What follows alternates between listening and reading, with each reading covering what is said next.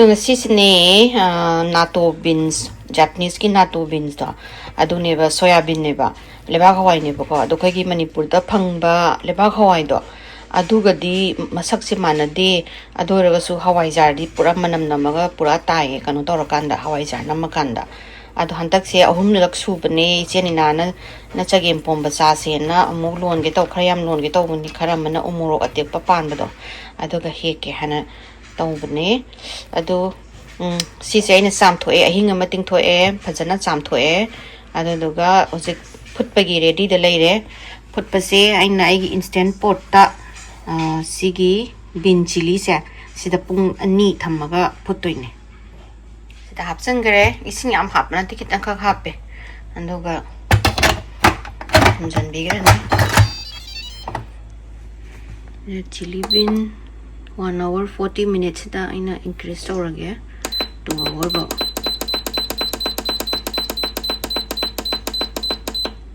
lora si mathanda on tawrani horen loira kanda off tawramani aduga mu mathangi process amu mayamna kon hamuki nambata ningtha da adu thai kholi kai tawreba ningtha do hoi adu thongna gi ne hana khoi mana thongna poku matamda porakpane adu sidadi adugi ningtha do amata sijinna gi dare adudana sijinna draga adom leibaduda aina kai suju haidi angang kon badu ju sijinna banate kaimnate langthokpa pamui hawaijar nambadu dum yawge na phajana musudoga hapne do mayamnadi angang ningtha koluraba matungda hawaijar yomada hape na khanba male ko dunate ado simasi gi kano se handakti tawai loina hape ko noina mayam na ngamandana ado si khatngate baina hapoise sigi paper towel se asi singse ina layer hapakhineba paper towels na layer tawdaga loina ma khumjalaga kano oil spray sigi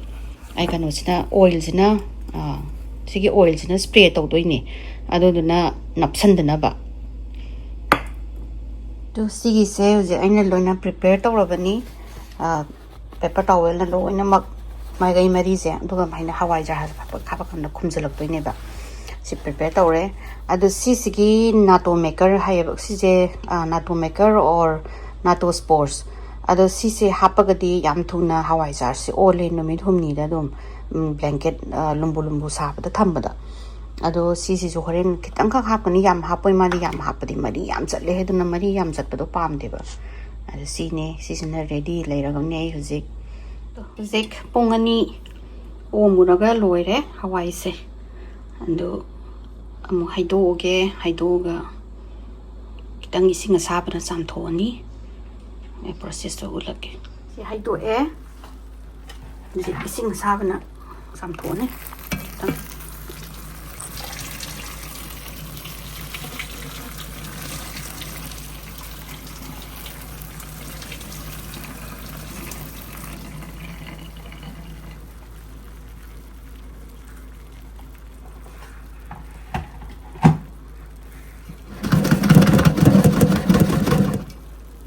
hujik loina mak aina thau loina kame ko ando hawaijar da hapchalage pong sari ne namajina hele andegi sisina masai natto maker do ising de kitang tingthokpane samasta mo khai doine ismaina mo haijan verani daga aina khairani aina okai basna marido sai natto spore do ado khang ko ai Amazon dai leibane ado man kanu India gi Amazon da phangdabra di khangdare hore si mathang ana si layers na kupsan berage andagi sinam kopani agi sinam kopani di paper towels na phaiba si kupsalake towels na kupsalani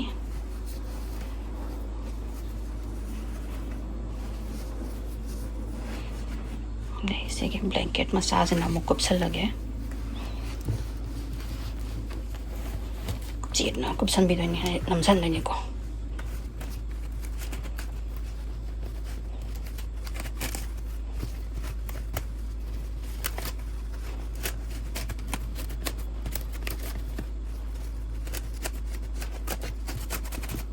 electric blanket homdini naikna yang chik piri ne ngone Hawaijar kanogi ngaruba amakak leijabse min naina loi chik thathamam ne ti sei sa gram ne ma sigi electric blanket se da phajana yomedana aduga temperature se 2 da thamme 2 sina chapsa yan tadi hekta kangsala lerame si je 10 hours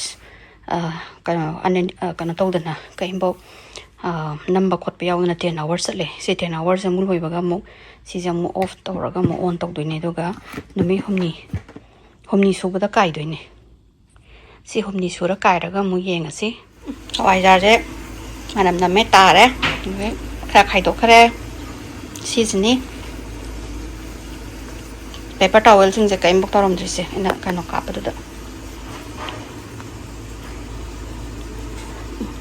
mari ga sale he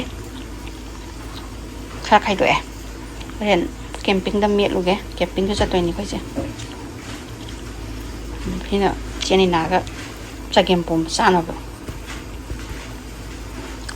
khá khai doe na phong ga sare na ren miet lu rage passion fruit si amul la lerame taraga mayam u ba chakhang de chingsa lagge ko si mul la mini angang ni haraum siam ta hipi gena manung da loi mulle ta lerame de kaino ni mulla bra ni yura mulle lerame passion fruit me mulle sigi masua ga la shalak se si kuina tham makanda counter top dum tham bada mathanda ngang shalak bane ewa phane amak na kanadi oi ji sigi hingon ni wang mas tadi loina ken le hawre nungai tiam na khun mangam da loi mun lerame rajma maru ga se idi nangau da idi kam kana tau kidran pakhat bini hawai uchang mudum loina mulle sima he thong ge yamulle khui le misne hama yam thajadana ti nongman bi ma palami ama khak tha pane di hingda boy nenge do ga nu si nei hinga ga le rame hema o ti nongman bi am palami ni he di u da ba ti nongman bi ma pan je ngune ai ti nongman bi bo pali bo khangde habne mi amari sum thajam gimne ba aina hawai marak ta leigere ude haraga ti nongman bi pan le rame am harawe ta ot ki size yadre hawai je loina ma anu tawe loina mun le rame hawai simje mai ren su pa ama sidam ma leire sidam ga chong ga leire ka chong pa mai ren ga leire sao he mai ren se te he ki morok se khara mo he ga ge ya mulam me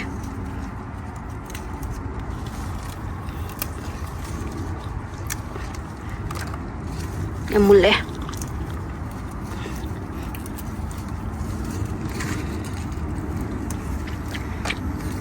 na pambi amani sidana ma leire midnight nang umorok sagara ha midnight nang mo mayan midnight ko wen hai ne ya nang asi sara di loire bungo loire ko nang pung loire si sara dina de to ke umorok mayam frozen to tham yara leire umorok ado mamang chahi pan badong di pandre kabudi phajare ado mayam pan halin mane do mayam palo yadre men simu mayam mulam me kamen khapi su he kangau sa yara ne sina hawa uchi hawa maruman biga kano ga thane rajma maru ga thane si khaga ariba sugum ba ariba yauri sina mathang sahi gi tha bagi thamrage puyam je lore hawai mem je as ramya me kanada di hele uchi hawai maruman bina di sina rajma maru se leire ndagi sina maru akang mani sina mathang sahi tha bagi hai mayam ngasi se ai imanabi sing sina ai gi birthday se tang ama da oi gai ko ada mayamna aigi party mamoina throw to biri adugi loisale just loisalaga kiraga lawana isu loisale kire aduga mayamna pubiraga lunch tawra mayam puludoine lakhre semu phajare yam phajare nang adu nang nasam thadu obadu tamona haye nama lawrise masam sida lawrini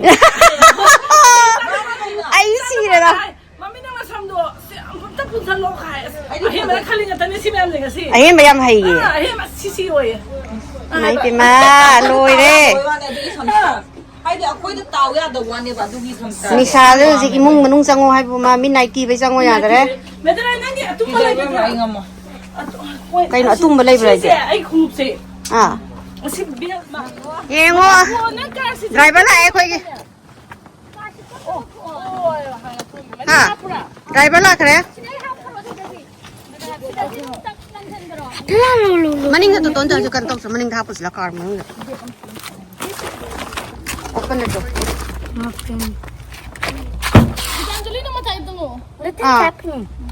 कोई driver ना पुबी रे नकन the passengers न लोग तो ओबरा कहीं no मास उप ले रमे ni precaution ni kaina ओ ai da phari phare khara लोग तो इरगा हाय मा तो मिनरिस न कमाई तो रे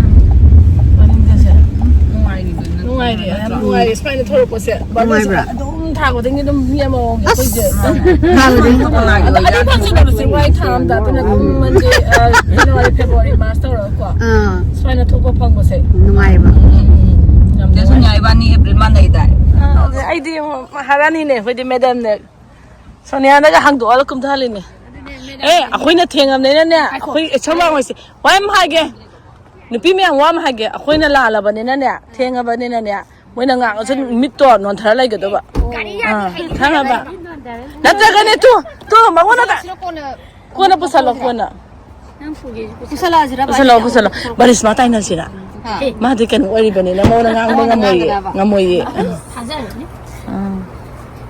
si baro Sonia flower kana Jeke to manung de nang je ke da pusalo thoi be ha barisma je ke to paisa super sat pa ne adum pat ke na to ne ba adum hangol lakone adum fatara ai na dekho si te ki je ai gi lai ba yaro nang singo te ba mai gi khong je ka nong to tro tal ma soi de ai ti ngo bu se ka to sala i thang da na ma soi ne yam ngau ri se soi ra ba ne karai no moi ba na restaurant kana wari sai no kana na tari no ando ne kana tari no gyan nam ta de noi me na khali ba kana jinu ngai restaurant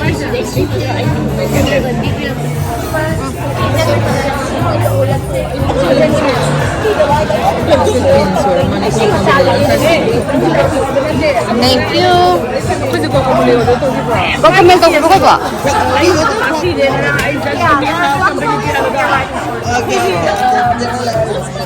Thank you. Sini kali sauce no. Ini sama le.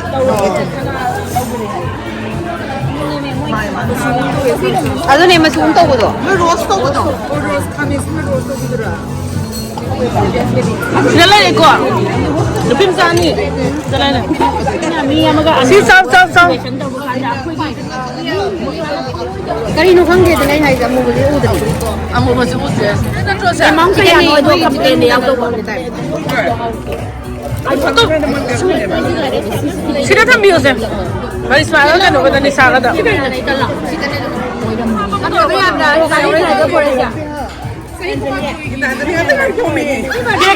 Dia kan tak bilang.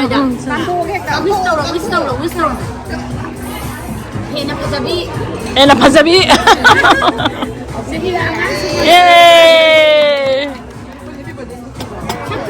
So happy birthday. Sisi nak kaya apa sini nak? Saya kalau mangsa ya. Ada di mana? Sini mama ni bukan mama ni. Mam dah, isi nak ngali. Loy nama hazai ngali loy na. Loy kanona mo yung birthday cake masing mo ba deh? Ini mene. Sini na nang jam hazai. Lôi hay dân ở đây nào, hay dân mình nó lôi hay dân. 뮬레 모스코나테 패션 프로트. 또 뭐다 아무는 안 먹거든 이거. 소니아는 이걸로 살아봐. 소모 얘로 이게. 나 펜자라 보면 버데. 빼래 하오래. 하오래. 가만히 있다 오게 선이야. 하오래. 아이잼 하우저리? 아나 혼자 프리니 걸어가 말 너무 쓰지. 혼자 아무 맘 낸다. 아무 거 오겠어야 이제 거. 하우라? film 자는데. 오 아이라. 하오에. 하우리. 얌 누아래 나시. 일단 저리 버리자. 난 누아이잖아 봐. Minta senang hati dia kayak kayak itu dia nak kayak apa? 이스 따로야 봐. Jadi beauty set sini ni sponsor ni hai. 짜더라 그러고. 짤리 짤리 너희는 그 뭐라 뭐 불러 이게. 노인들이 나 사이리 탁 보자 뭐든 하고 좀 팔래 너희들이. Hai hundred tu mai sini sini ni.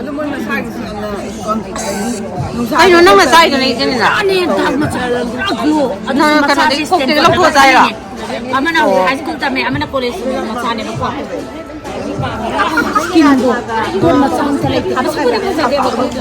skin lục lấy cái hạt không được Oh, nak tahu yang sini ni. lục lấy Oh, yang ni pada nak tahu sini. lục lấy cái cà bòn Yang bem juga dari dia ayam.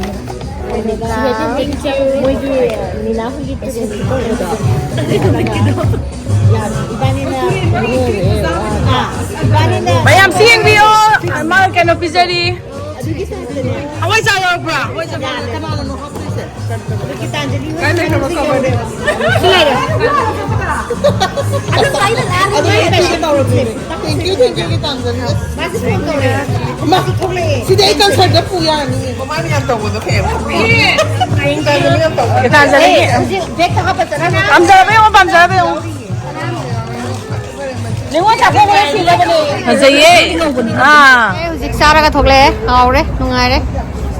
얌성. kenal naman sila siyosin na mo to ka photo na mo ya pamjare lai je 난가말래 난가만나래 패자봐. 마 우무록시 시올리비 우무록시 고버져 없네. 아 낭네 마 부나네 섬나간데 있는 농 톰저라서니 이제 용 우무록시. 사스트로. 버저지. changang ya itu ꯌꯥꯝꯅ ꯐꯦꯟꯁꯤ ꯑꯣꯏꯅ ꯁꯣꯁꯔꯒ ꯍꯥꯞꯇꯅ ꯇꯧꯔꯤꯁꯤꯝꯇ ꯌꯦꯡꯉꯨꯅꯦ ꯍꯥꯎꯕ꯭ꯔꯥ ꯑꯩ ꯆꯥ ꯊꯛꯇꯕꯅꯤꯅ ꯋꯥꯔꯕ ꯏꯕꯦꯝ ꯊꯣꯛꯄꯤꯅ ꯄꯨꯛꯇꯣ ꯅꯪ ꯍꯛꯆꯥꯡ ꯂꯨꯝꯕ ꯃꯇꯝꯁꯤꯗ ꯋꯥꯗꯤ ꯋꯥꯕꯅꯤ ꯑꯩ ꯆꯥ ꯊꯛꯇꯦ ꯑꯩ ꯆꯥ ꯊꯛꯇꯦ ꯑꯩ ꯀꯣꯐꯤ ꯈꯤꯇꯪ ꯆꯥ ꯊꯛꯑꯝꯃꯤ ꯌꯥꯝꯅꯗꯣ ꯌꯥꯗ꯭ꯔꯦ ꯍꯩꯅꯗ꯭ꯔꯦ Nina, se adungi jam ta lanjara ke. 아니 야 우리 털게고. 이성재 한번 얘기해보네 이성재 뭐 말이 Yang lady. ꯃꯌꯥꯝ ꯐꯣꯇꯣ ꯄꯤꯂꯛꯇꯕꯒꯤ ꯍꯧꯖꯤꯛ ꯑꯩꯈꯣꯏ ꯌꯨꯝ ꯃꯃꯥꯡꯗ 신이잖아. ꯁꯤ ꯂꯩ ꯃꯃꯥꯡꯗ ꯂꯩ ꯃꯅꯥꯛꯇ ꯂꯦꯞꯄꯨ ꯂꯥꯎꯗꯅ 나한테 남기나 복도. 신이래 보상자에 남기나 하노세. ꯅꯠꯇꯦꯕ ꯑꯥꯗ ꯐꯣꯇꯣ ꯀꯥꯞꯄꯅ ꯄꯤꯂꯛꯇ꯭ꯔꯕꯅꯦꯕ ꯑꯩꯈꯣꯏꯁꯦ 사인 봐요.